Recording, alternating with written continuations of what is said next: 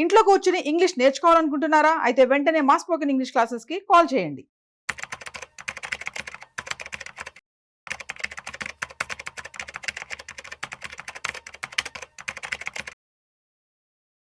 Stock market చాలా రోజుల తర్వాత కొంచెం డౌన్ అయింది ఈ వారం. అయితే ఏ సెక్టార్స్లో డౌన్ అయింది, ఎందుకు డౌన్ అయింది, సో దీనికి సంబంధించినటువంటి పూర్తి సమాచారం ఇవాళ మనతో చెప్పడానికి ఫైనాన్షియల్ సర్టిఫైడ్ ప్లానర్ మాధవిరెడ్డి గారు ఉన్నారు. సో వారి మాటల్లోనే మరింత సమాచారం అడిగి తెలుసుకుందాం. హాయ్, హలో, నమస్తే, వెల్కమ్ టు సుమన్ టీవీ. నేను మీ Rajiv Pasupuleti. So let's start. So hi ma'am, నమస్తే. నమస్తే. ఎలా ఉన్నారు? Yeah good. Yeah fine ma'am. So చాలా రోజుల తర్వాత ఈ వారం స్టాక్ మార్కెట్ చాలా డౌన్ అయింది.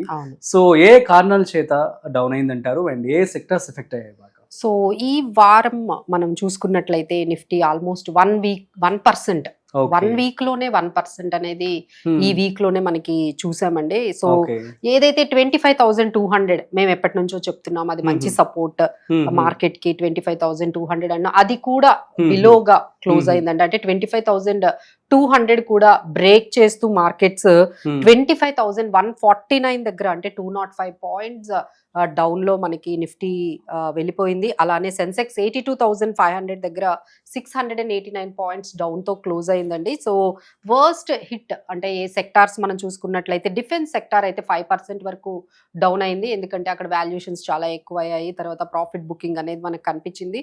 అలానే నిఫ్టీ ఐటీ కూడా ఆల్మోస్ట్ 4% వరకు ఆ సెక్టార్ డౌన్ అయిందండి, because of disappointing TCS results ఏవైతే వచ్చాయో దానివల్ల కొంచెం ఐటీ సెక్టార్ కూడా కొంచెం డౌన్ అయింది. అలానే క్యాపిటల్ మార్కెట్ ఇండెక్స్, ఈ జేన్ స్ట్రీట్ ఎపిసోడ్ ఏదైతే స్కామ్ ఏదైతే జరిగిందో, సో దాదాపుగా ఈ సెన్సెక్ ఈ సంబంధించిన ఈ ట్రేడింగ్ కి సంబంధించిన ఎస్పెషల్లీ బిఎస్సి స్టాక్ అయితే చాలా వరకు డ్రాప్ అయిందండి. ఎందుకంటే వాళ్ళు చెప్పేది ఏంటంటే Jane Street uses to have very huge volumes.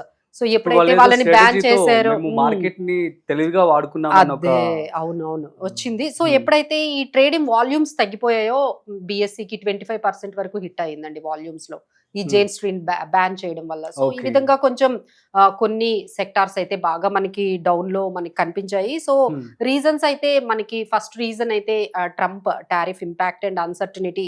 ఇంకా ఇండియాతో ఒక బైలాటరల్ అగ్రిమెంట్ వరకు రాలేకపోతున్నారు. సో ఈ అన్సర్టనిటీతో ఒకవైపు కెనడా మీద వాళ్ళు 35% వరకు టారిఫ్స్ వేశారు.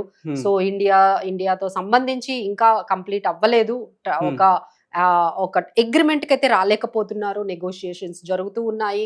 ఇక్కడ నుంచి ఒక టీమ్, హై ఎండ్ టీమ్ అనేది యుఎస్ కి వెళ్ళింది. సో అక్కడ నెగోషియేషన్స్ ఏమైనా క్లోజ్ అవుతాయేమో, హోపింగ్ ఎవ్రీవన్ ఏదైనా ఒక ఇంటర్మ్ డీల్ అయినా, సో ఇంటర్మ్ డీల్ అయినా కొంచెం క్లోజ్ చేద్దామని చాలా వరకు నెగోషియేషన్స్ అయితే జరుగుతున్నాయండి. ఆయన మళ్ళీ ఇంకొక డెడ్ లైన్ పెట్టారు, August 1. సో ఈ August 1 వరకు కూడా ఏదైనా డీల్ గానీ జరగకపోతే, ఈ వారమే జరగాలి కదా టారిఫ్. అవునండి, July 9th is the dead line, కానీ అవ్వలేదు. ఎందుకంటే మన వైపు నుండి ఏంటంటే చాలా వరకు స్ట్రాంగ్ గా ఉన్నాము ఈ ప్రోడక్ట్స్ మీద అయితే. అగ్రి ప్రోడక్ట్స్ కానీ లేకపోతే ఫుడ్ సంబంధించిన ప్రోడక్ట్స్ కానీ ఏవైతే ప్రొటెక్ట్ చేయాలి మన వాళ్ళని అనుకున్నారో ఆ ప్రోడక్ట్స్ మీద టారిఫ్స్ ని మనం ఒప్పుకోవట్లేదు. సో దానివల్ల ఇంకొంచెం బైలాటరల్ గా, ఎందుకంటే దీనికి ఎగెయినెస్ట్ గా వెళ్ళి చేద్దామని ఇండియా అనుకోవట్లేదండి. ఇండియా వాంటెడ్ డైలాగ్ ద్వారా, నెగోషియేషన్స్ ద్వారా, డిస్కషన్స్ ద్వారానే ఈ ట్రేడ్ డీల్ సాల్వ్ చేసుకోవాలి, ఎస్కలేషన్ కి వెళ్ళకూడదు అనేది ఆలోచిస్తూ ఉన్నారు. సో ఎస్కలేషన్ కి వెళ్ళారు అంటే అగైన్ మీకు తెలుసు కదా, రెసిప్రోకల్ టారిఫ్స్ అంటారు, ఇవంటారు. సో బ్రెజిల్ మీద మీరు చూసారో లేదో 50% వరకు టారిఫ్స్ వేశారు. సో అలాంటి ఎస్కలేషన్స్ కి వెళ్లకుండా ఎలా అయినా నెగోషియేషన్స్ తోనే కంప్లీట్ చేయాలి ఈ డీల్ అని మనం చాలా టైం తీసుకుంటున్నామండి. సో ఎస్పెషల్లీ ఇండియా వైపు నుంచి కూడా గవర్నమెంట్ కూడా ఇదే చెప్తుంది, we are not in hurry, we wanted to take some time. So ఈ లోపు ఒక ఇంటర్మ్ డీల్ అయితే, ఏదైనా ట్రేడింగ్ డీల్ అయితే మనకి నెక్స్ట్ వీక్ లో కానీ కనిపిస్తే కొంచెం రిలీఫ్ ఏమైనా ఎక్స్పెక్ట్ చేయొచ్చు. బట్ రైట్ నౌ 25,000 అనేది కొంచెం గుడ్ సపోర్టివ్ గా మేమైతే చూస్తున్నాము. సో 25,000 కానీ అదే మేజర్ సపోర్ట్ అనేది చూస్తున్నాం. ఎందుకంటే 25,200 ఆల్రెడీ బ్రేక్ చేసింది. సో నెక్స్ట్ సపోర్ట్ లెవెల్ 25,000 దగ్గర ఉంది. అలానే మనకి రెసిస్టెన్స్ 25,550 ఉంది. సో ఈ విధంగా ఈ ట్రంప్ టారిఫ్స్ ట్రేడ్ మీద మనకి నెగోషియేషన్స్ మీద మనకి డిపెండ్ అయ్యి మార్కెట్ నెక్స్ట్ వీక్ ఈ రేంజ్ లో ఉండబోతుంది. అలానే మన కార్పొరేట్ రిజల్ట్స్ అనేవి ఆల్రెడీ స్టార్ట్ అయ్యాయండి. సో స్టార్టింగ్ కొంచెం డిసప్పాయింటింగ్ అని చెప్పొచ్చు. TCS కొంచెం డిసప్పాయింటింగ్ గ్రోత్ కానీ మనకి ఆ రిజల్ట్స్ రావడంతో కొంచెం ఆ కంప్లీట్ ఐటీ సెక్టార్ సంబంధించిన చాలా స్టాక్స్ కొంచెం నెగిటివ్ లోనే క్లోజ్ అయ్యాయి. సో నెక్స్ట్ మనం వీక్ చూసుకున్నట్లయితే మనకి జూలై 14th మనకి హెచ్సిఎల్ టెక్, తర్వాత టాటా టెక్నాలజీస్, ర్యాలీస్ ఇండియా, అలానే జూలై 15th చూసుకున్నట్లయితే ICICI Lombard, ICICI Pru Life, HDFC Life, July 16th tech Mahindra, Angel One, HDFC, AMC, Wipro, Axis Bank. So next week అంతా కూడా చాలా ప్యాక్డ్ గా ఉంటుందండి. కార్పొరేట్ రిజల్ట్స్ అన్ని ఇప్పుడు మనం చెప్తున్న కొన్ని పెద్ద పెద్ద కంపెనీలు అన్ని కూడా వాటి రిజల్ట్స్ ఇవ్వబోతున్నాయి. సో ఆ ఇంపాక్ట్ కూడా మనకి కనిపించబోతుంది. సో ఒకవైపు Q1 రిజల్ట్స్ ఇంపాక్ట్, ఒకవైపు ఈ trade deal, at least interim trade deal అయినా మనకి క్లోజ్ అయితే we can see some kind of relief in the markets. Okay, so fine. మరి ఇటువంటి పరిస్థితుల్లో పెట్టుబడి పెట్టడం ఎంతవరకు కరెక్ట్ అంటారు? అదేవిధంగా ఎలాంటి స్టడీ చేయాలి? సో అంటే ఇప్పుడైతే మార్కెట్ లో ఒక నెర్వస్నెస్, ఒక అన్సర్టనిటీ అయితే కంప్లీట్ గా కనిపిస్తుందండి. సో ఎవరు కూడా హర్రీ అయితే ఏమీ లేరు. So they wanted to every one, మా దగ్గర సంబంధించిన ఇన్వెస్టర్స్ కూడా వెయిట్ అండ్ వాచ్ అలా అంటున్నారు. బట్ మేమేం చేస్తున్నామంటే like we have giving different strategies to the clients. Sir ఈ టైంలో మనము ఎవ్రీ లెవెల్లో ఇన్వెస్ట్ చేసుకోవాలి కాబట్టి SIPs are the best way. మీరు స్టార్ట్ చేసుకోండి, అది కంటిన్యూ అయితే చేసుకోండి. లేదు ఎస్టిపి అనే ఒక ఆప్షన్ ఉంటుందండి.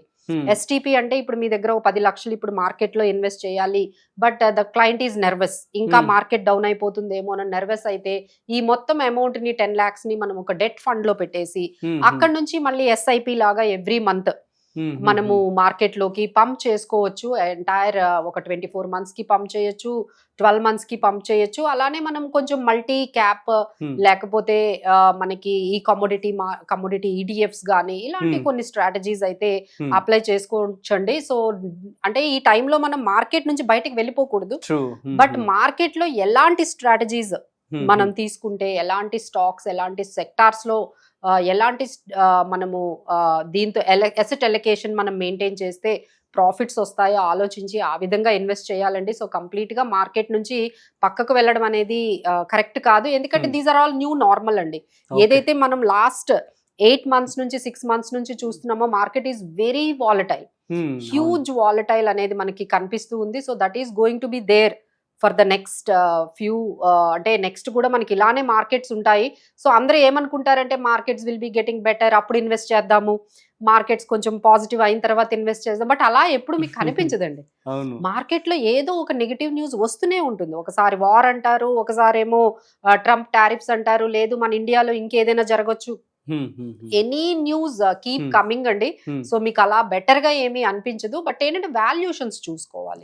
ఇప్పుడు అందరూ కూడా ఏ కంపెనీలో పెడుతున్నామో అది వాల్యుయేషన్స్ కరెక్ట్ గా ఉన్నాయా లేదా, స్ట్రాంగ్ గా ఉందా లేదా, పెర్ఫార్మెన్స్ బాగుందా, ఎలాంటి సెక్టార్స్ లో ఉండాలి, మొమెంటమ్ సెక్టార్స్ ఏమున్నాయి, ఎందులో మనము ఎంటర్ అవ్వాలి, వీటి మీద మనం కాన్సన్ట్రేట్ చేసుకుంటే బెటర్ వెల్త్ క్రియేషన్ అనేది జరుగుతుందండి. బట్ బెస్ట్ అంటే ఇంత మనకి కన్ఫ్యూజ్డ్ గా ఉందంటే మ్యూచువల్ ఫండ్స్ ద్వారా మనము వెళ్ళిపోతే మనకి డైవర్సిఫికేషన్ అనేది బాగా జరుగుతుంది. So you need not to worry, అందులో చాలా సెక్టార్స్ ఉంటాయి కాబట్టి మీరు సెక్టార్స్ ని పికప్ చేయాల్సిన అవసరం లేదు. Fund manager will do the job for you. So అది కూడా బాగానే ఉంటుంది. Super ma'am, thank you so much. So guys, అర్థమైంది కదా మీ అందరికీ కూడాను. సో మార్కెట్ అనేది ఎప్పుడు కూడా న్యూ నార్మల్ అని చెప్పడం జరుగుతుంది.